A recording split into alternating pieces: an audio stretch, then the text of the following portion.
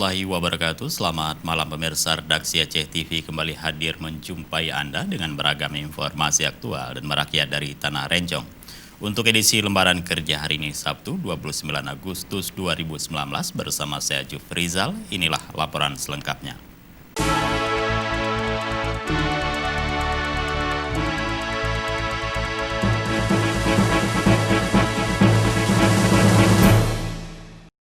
Baiklah pemirsa, kita awali dengan laporan perdana. Saudara, untuk menyediakan pelayanan kesehatan bagi masyarakat sangat dibutuhkan ketersediaan tenaga bidan yang tinggal di desa tempat bertugas.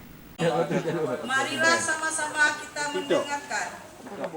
Kepala Dinas Kesehatan Aceh Besar, Anita, menyatakan sangat terbantu dengan adanya bidan yang bertugas dan tinggal di desa untuk memberikan pelayanan kesehatan khususnya untuk ibu hamil dan anak 24 jam.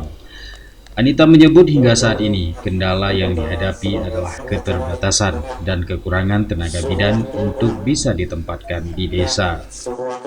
Masyarakat sering ditelepon oleh aparatur desa.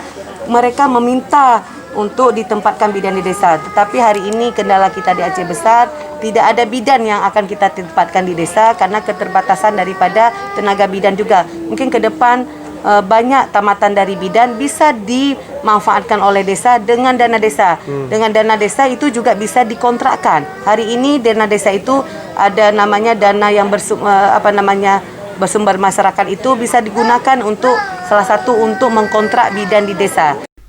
Hingga saat ini dari 604 desa di Kabupaten Aceh Besar, baru 315 bidan yang tinggal di desa dan bertugas di puskesdes desa setempat. Dari Aceh Besar, Tim Liputan Aceh TV melaporkan.